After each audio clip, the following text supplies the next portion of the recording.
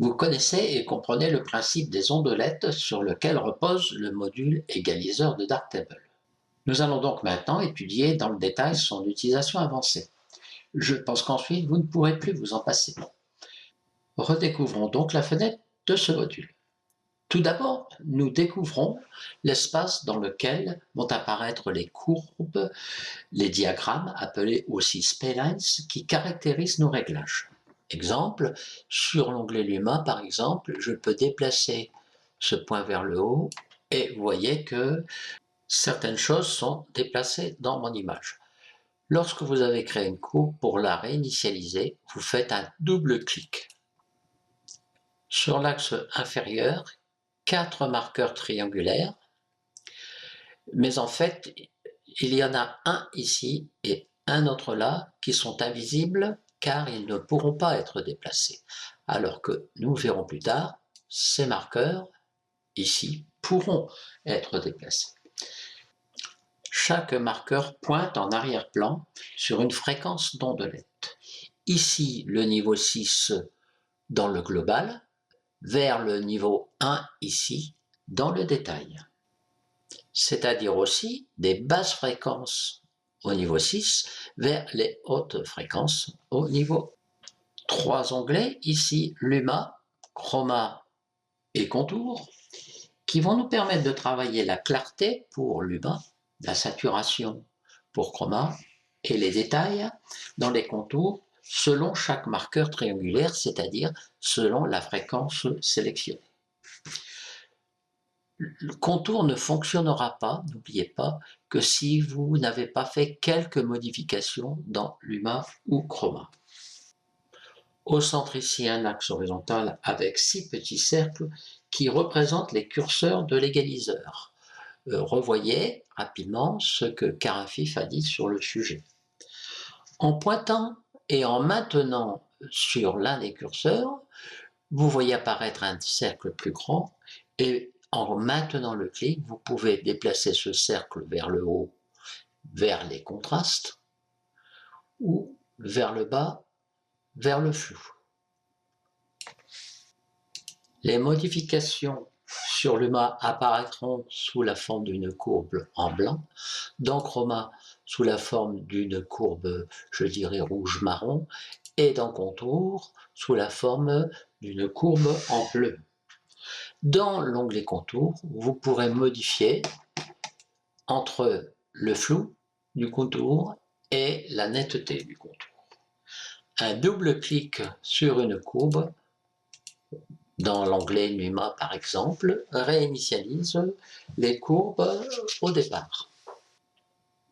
Le curseur Fusion permettra de moduler l'intensité de vos effets comme on le fait avec le curseur opacité dans GIMP.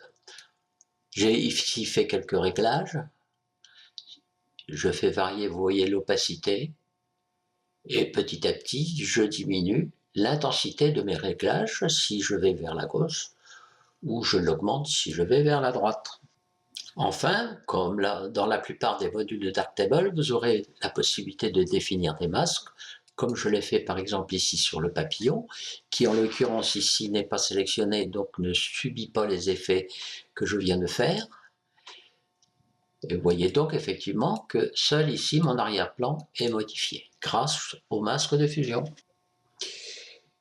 Il reste un point très important à préciser concernant le petit cercle qui apparaît quand je pointe sur un curseur. En tournant la molette de votre souris dans un sens vers l'avant ou vers l'arrière, vous pouvez modifier la taille de ce cercle. Je me positionne par exemple sur le curseur numéro 4, on rappelle 6, 5, 4, avec le cercle de la plus petite taille. Vous voyez apparaître deux courbes qui m'indiquent en fait la position des courbes que je vais tracer dans ces conditions. Si je déplace vers le haut, je définis une courbe qui petit à petit se rapproche de celle qui apparaît au départ, que ce soit vers le haut ou vers le bas. On s'aperçoit donc dans cette situation qu'en fait, ma courbe s'inscrit entre le curseur, l'échelle numéro 5 et l'échelle numéro 3, dans lequel il y a effectivement, ici, vous voyez apparaître sur les bords des petites interférences un peu au-delà du curseur 5 et du curseur 3.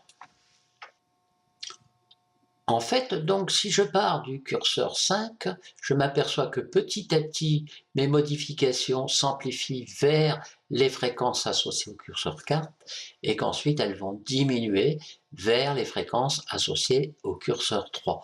Autrement dit, lorsqu'on déplace ici sur un curseur, sur une échelle, en fait, les échelles adjacentes sont plus ou moins atteintes par mes réglages. S'il avait fallu faire ceci dans GIMP, j'aurais dû agir sur 3 calques à la fois. Ici, ce travail se fait instantanément en agissant sur une seule bande de fréquence. Je vais maintenant toujours pointer sur l'échelle 4 et je vais augmenter le diamètre de mon cercle. Vous vous apercevez qu'à la base des courbes ici en blanc se déplacent progressivement vers l'échelle 6, c'est-à-dire sur le point au début ici, et petit à petit, j'agrandis et je vais atteindre par exemple tout au fond là-bas l'échelle 2. La courbe s'est aplatie et dans ces conditions, les réglages que je vais faire vont atteindre non pas l'échelle 5, 4 et 3, mais aussi l'échelle 1 et l'échelle ici 2. Donc les ondelettes seront effectivement modifié par mes réglages. Et le réglage que je vais obtenir ne sera pas du tout le même que celui que j'avais tout à l'heure. Vous voyez bien dans cette situation que le curseur 6 est monté, le curseur 5 est monté plus haut, etc. Ici, on atteint le maximum, et là, le curseur 3 et le curseur 2 sont aussi montés. Donc, globalement, ici, l'image est atteinte dans beaucoup plus de fréquences que si l'on ne déplace qu'un seul curseur avec un diamètre beaucoup plus petit. Pour voir rapidement la différence, je crée une nouvelle instance du module égaliseur avec un réglage ici avec un diamètre de cercle beaucoup plus important que dans la première situation. Premier réglage, voilà ce que l'on obtient. Deuxième réglage, et vous voyez que ici on a bien deux réglages complètement différents, même si le résultat est plus ou moins, je dirais, psychédélique. Bien sûr, ce que nous venons de dire est aussi valable pour l'onglet Chroma ainsi que pour l'onglet Contour. Vous pourrez aussi agir sur une ondelette avec un diamètre de cercle relativement petit, ce qui ne vous empêchera pas d'agir par exemple ici sur les hautes fréquences avec un cercle beaucoup plus grand qui va vous faire agir sur plus de fréquences adjacentes. Je pense que vous commencez à imaginer toutes les possibilités qui vont s'offrir. Vous devez commencer à envisager toutes les possibilités qui vont s'offrir à vous pour modifier les caractères de votre image. Mais on n'a pas encore terminé. Vous vous rappelez, dans le module zone de couleur, on pouvait déplacer les petits marqueurs triangulaires sur l'axe inférieur. Est-il possible de le faire aussi dans le module égaliseur?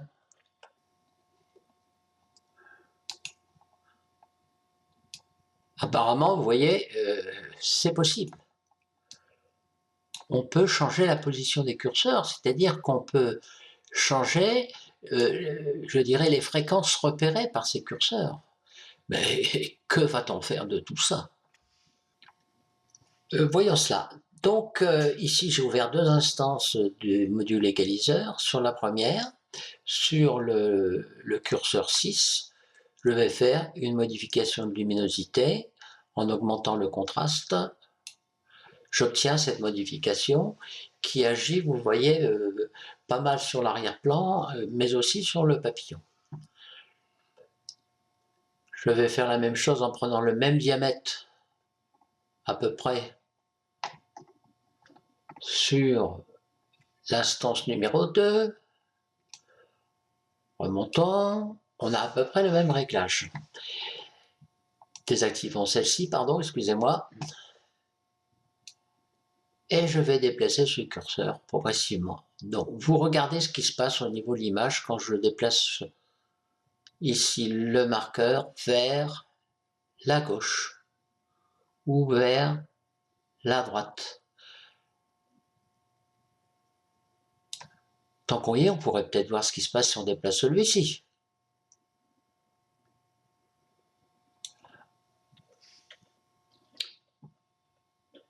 Sur la première instance, la bande sur laquelle agit la courbe ici, la base de la courbe, m'indique que j'ai agi sur une base de fréquence de cette largeur-là.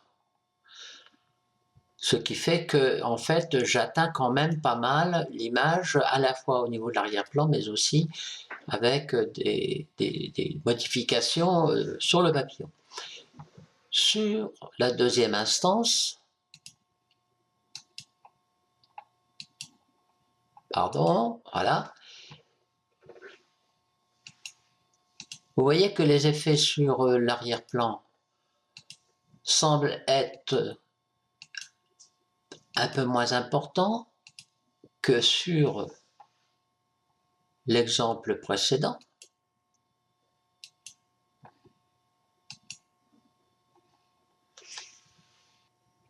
Sur la deuxième instance, il n'y a pas de variation sur les fréquences que je parcours, mais par contre ici, on a réduit considérablement la bande de fréquence sur laquelle on agit, c'est-à-dire qu'on agit de façon pas très importante sur des basses fréquences et que toutes les restes des fréquences ne sont pas atteintes. Ce qui explique pourquoi, lorsque je désactive le module, je me retrouve dans l'image d'origine.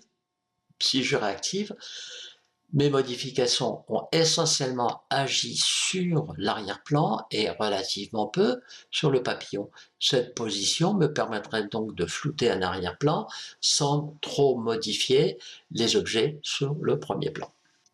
Pourvu que, bien sûr, cet arrière-plan soit essentiellement constitué de basses fréquences. Regardons une petite application de ceci. Si par exemple, sur l'échelle 6, je baisse le contraste, regardez ce qui se passe sur l'arrière-plan. L'arrière-plan se floute. Si je déplace ce curseur, on s'aperçoit que le flouté de l'arrière-plan est peut-être un peu plus doux. Je peux aussi, par exemple, baisser, vous voyez, les curseurs ici. Pardon, avant, après. Activons l'égaliseur. Et regardons maintenant ce qui se passe si, par exemple, je veux travailler dans des hautes fréquences au niveau de l'aile du papillon. Ici, si j'augmente le contraste, regardez bien, j'augmente la clarté dans les détails. Je vais déplacer, regardez bien ce qui se passe si je déplace ce curseur maintenant vers la droite, ainsi que celui-ci. Vous vous apercevez que pratiquement, j'ai pu, dans cette image, modifier à la fois l'arrière-plan dans des basses fréquences, toujours, c'est-à-dire le rendre un peu plus flou, et augmenter la netteté sur les zones de haute fréquence. Et ça, c'est sacrément subtil. Bon, ben voilà, vous pensez peut-être avoir découvert tous les problèmes, toutes les petites subtilités qu'il va y avoir derrière le module égaliseur, mais je vous invite à faire une petite pause avant de découvrir quelque chose qui est caché en fait dans cette fenêtre.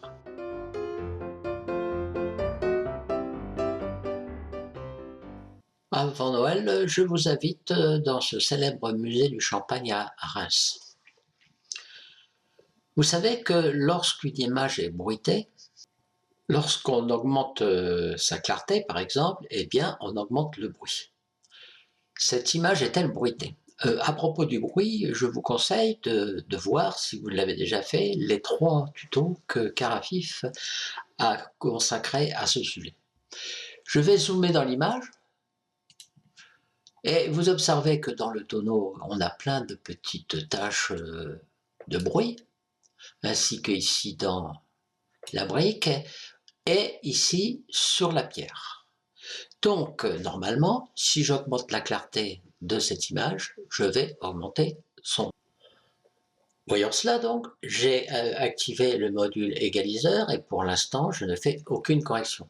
Pour augmenter la clarté, je vais dans l'onglet Luma, pousser les curseurs un peu vers le haut et observer ce qui se passe au fur et à mesure que je remonte ces curseurs. Peut-être qu'ici ils sont trop remontés, mais pour l'instant, le sujet c'est de découvrir ce qui s'est passé. Regardez bien, je vais désactiver le module. Vous voyez que j'ai largement augmenté le bruit. Que se passerait-il si par exemple je voulais aussi augmenter un peu la chromaticité dans les contrastes, dans les bords, sur les bords? Si je remonte les curseurs dans l'onglet chroma, avant, après, vous voyez qu'on a bien fait apparaître, et je les parcours, des taches de couleur. Donc effectivement, dans l'onglet, dans le module égaliseur, augmenter la clarté et la chromaticité va augmenter le bruit dans l'image. Bien sûr, pour corriger ce bruit, on pourrait utiliser les modules réduction du bruit bilatéral ou réduction du bruit non local ou réduction du bruit de profil. Mais les concepteurs du module égaliseur ont fait très fort. Vous avez peut-être remarqué que quand on passe le curseur dans cette partie-là, on voit apparaître ici le mot bruité, qui veut dire que peut-être on peut corriger ce bruit dans l'égaliseur. Alors, regardons ce qui se passe si je pointe uniquement au-dessus d'un triangle. Vous voyez que le cercle curseur apparaît et je peux ici déplacer les curseurs vers le haut, comme je viens de le faire, en exagérant certainement. Et vous avez certainement remarqué que les taches de couleur que j'avais, les grains de couleur, les taches de couleur que j'avais ici dans la pierre ou dans cette partie-là ont disparu.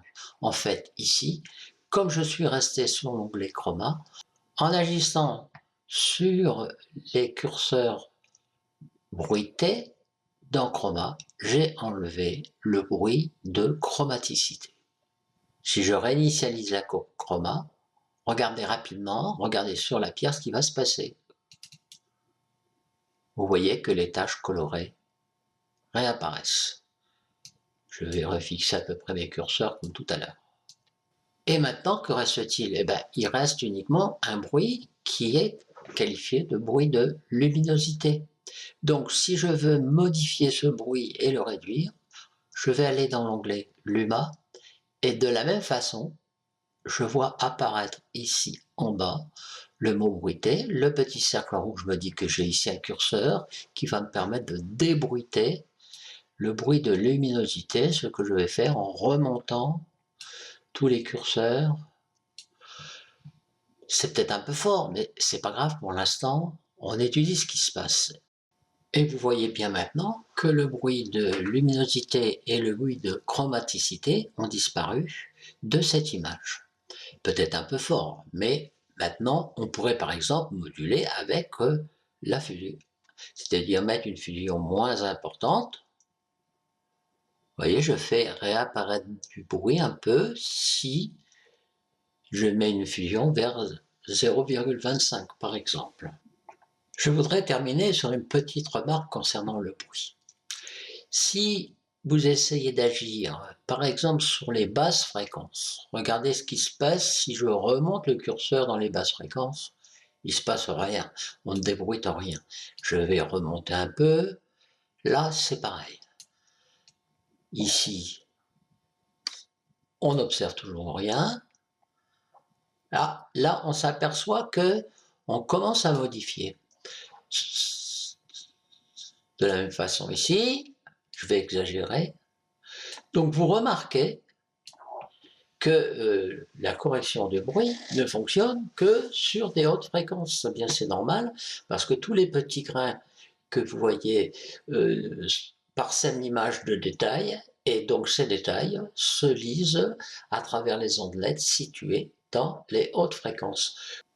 Donc la correction du bruit se fera dans Luma et Chroma en agissant plutôt sur les curseurs bruités de la partie droite.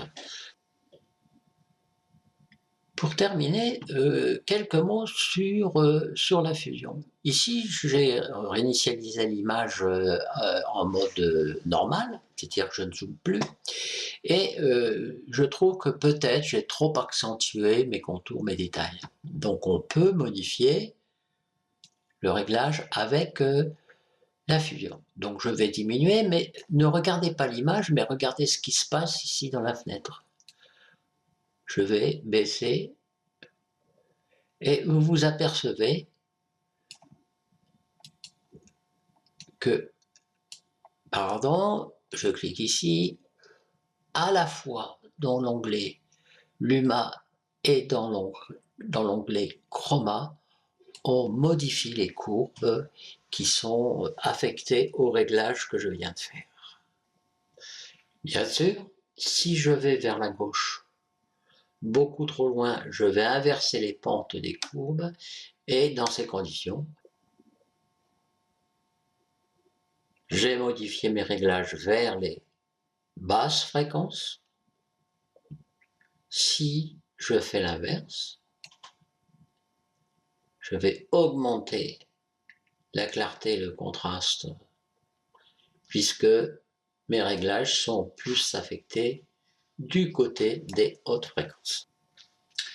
Voilà, nous voici au terme de la description de tous les paramètres accessibles dans le module égaliseur. Je vous sens à la fois étonné quant aux possibilités, mais un peu perturbé aussi par la quantité de réglages qui s'offrent à vous. Je vous invite donc dans la troisième partie, dans laquelle j'étudierai quelques exemples d'utilisation, comme par exemple celui-ci, où vous avez l'image d'origine et l'image obtenue après traitement à travers 4 modules, balance des blancs, suppression de la brume, égaliseur et courbe des tonalités. Merci de m'avoir suivi et à bientôt.